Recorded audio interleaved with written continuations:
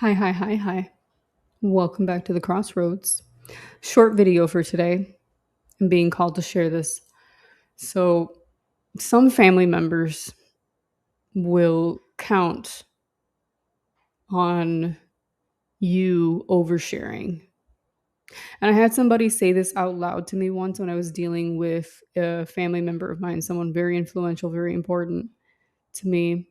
And they had said out loud, like, this person could always count on you telling them the truth, always. And then I thought about it and I was like, the truth, right? I'm like, they weren't always counting. That's not like the complete version of that. They were counting on the truth, but they were technically counting on me oversharing pretty much. Like they knew that I wasn't going to keep things to myself because why would I with this person? You know what I mean? Like I needed some kind of container, some safe place to put some of these things that I was dealing with, some of these struggles or just stuff floating around in my head. And I'm realizing that now like and then at some point I caught on that the only reason why this person who said that to me, like the only reason why they noticed it was because they were the same type of person. And I didn't catch that until like about a year later or so. And I was like, oh, that's why you were able to pick up on this person's tactic because you've been using the same tactic on me. Always again counting on the fact that I was going to tell them things, I was going to overshare because I believed that they were a safe space, and rarely were they ever a safe space. Like they were going to use that vulnerable information against me later on when it was convenient for them. And because they knew that I was the type of person who, I mean, in their minds and out of their mouths verbatim, they'd be like, you are a weak willed person. And I don't see myself as weak. I don't see myself as a fucking victim. I needed containment and I needed to be met halfway. That's what I was looking for. And people then weaponized that part of me where they knew that I had the type of brain that was going to always consider the horrific things that they had to say. It didn't matter how out of pocket it was. Like they could call me whatever, come up with whatever story about me or prediction, and I'd be like, maybe, maybe I am that though. Like even if I don't feel that way, even if that never occurred to me, I would pause and I'd be like, well, let me look at the ways that I might have been doing this. But I would always try to do it with at least a shred of compassion for myself. Like even if I did feel that shitty, I'd be like, okay, well, let me understand maybe why I might be doing this in this particular dynamic. I was always studying the fuck out of myself and out of other people, out of dynamics, really. But then I realized most people were not doing the same. They were not studying, they weren't looking at themselves, they weren't even asking themselves the questions that they were throwing at me. And the questions always felt like shrapnel on my skin. Like I knew it felt like I felt defensive. I felt kind of attacked, but I'd be like, that's just me being sensitive. That's just me being me. Like I don't need to feel no type of way. Oh, constantly overriding the signals going off in my body. Any what's just wanted to let you know that. Yeah. And I haven't watched the video yet, but there is this one content creator. I'm gonna watch it soon, maybe later today or tomorrow when I have some free time. But it's titled something along the lines of like him normalizing shutting the fuck up. And it was crazy because a lot of the people that I was involved with, like in these weird, kind of abusive or neglectful, push pull, imbalanced dynamics, they were always telling on themselves, but I wasn't seeing it that way. I just thought it was like a sort of mutual, you tell me, I tell you. Like again, like this one particular influential special family member to me, she would always be like, "Oh, we don't keep secrets." Me and her, like, we don't have no secrets. And I'm like, yes, the fuck we do. And I would always feel so guilty whenever I felt like, you know what, but I do kind of want to keep this one thing to myself. I do want to write about this thing and then like not show nobody. Like, and then eventually they started overwriting that too, like invading my privacy, going through my belongings. I had parents do this, partners, friends, people who were not even close to me, like just kind of going through my things without my permission and then justifying it afterwards, like standing like in front of my face, like, yeah, I did it and I had a reason for it. It's because you can't be trusted. And I was like, fuck. And then, at the time I'd be like, damn, maybe you're right. Maybe I can't be trusted. Maybe that's why I should be oversharing, because if I keep things to myself, that makes me a dangerous person. You motherfucking right, it does.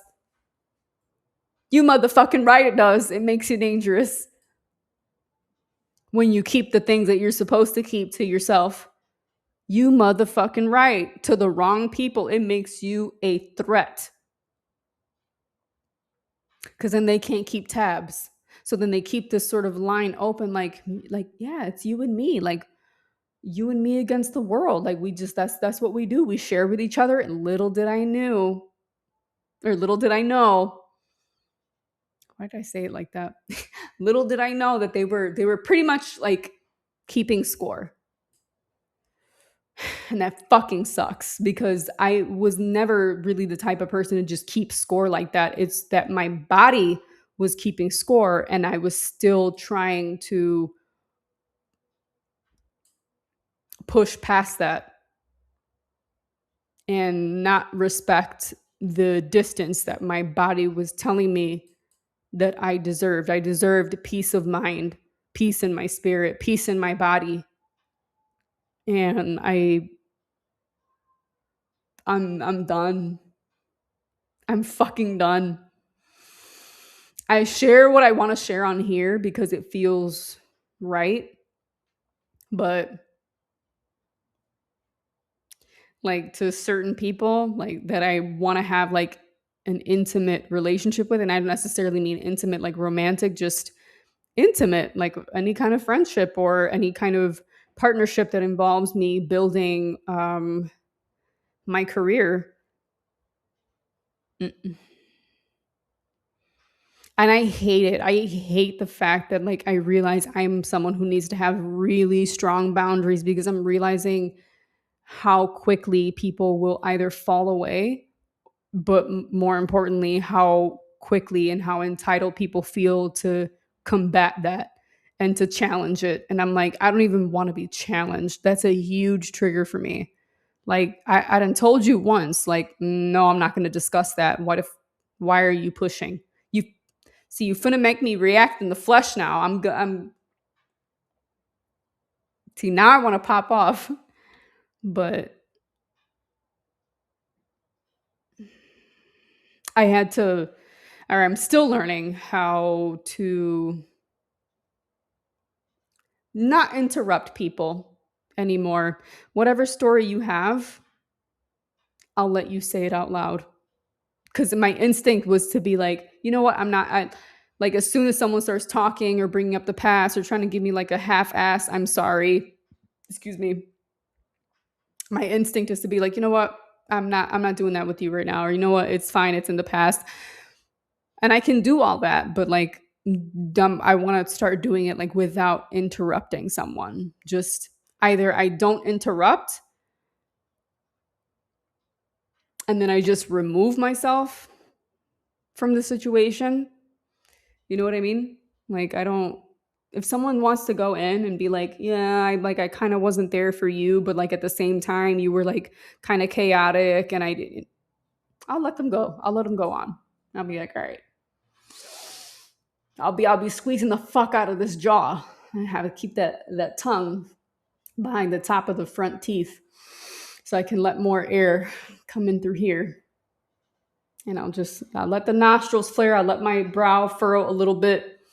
Maybe I'll move my shoulders, I'll move around, but like the key is to, as soon as I feel discomfort, begin movement. Something that will anchor me back into my body. And then once it kind of escalates, remove myself immediately from the room. Be like, all right, I'm going to do the dishes now. I'm going to get up and go to my room. All right, good night, whatever. I'm going to step outside, literally anything to be like, I'm not engaging in this with you. I'm opting the fuck out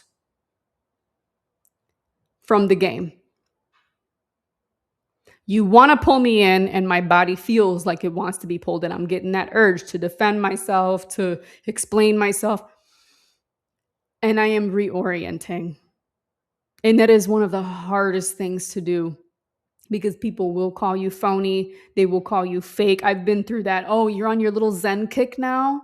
Oh, you want to do things different? Oh, you trying to create your little Himalayas in your mind away from us? It's either this or that. Like, no, you don't get to have it your way. You don't get to keep your inner world and be in a relationship with me. Like, whoa, nah, we're I'm done. And I will get pulled in. I'm sure I'm still gonna have moments where I like look at a motherfucker. Like I'll give him a look, but like I'm oh woo. It's gonna be quite the journey. Fuck. Anyways, yeah, short video today. So thanks for stopping by. Stay safe, stay healthy, stay blessed, stay tuned, stay weird.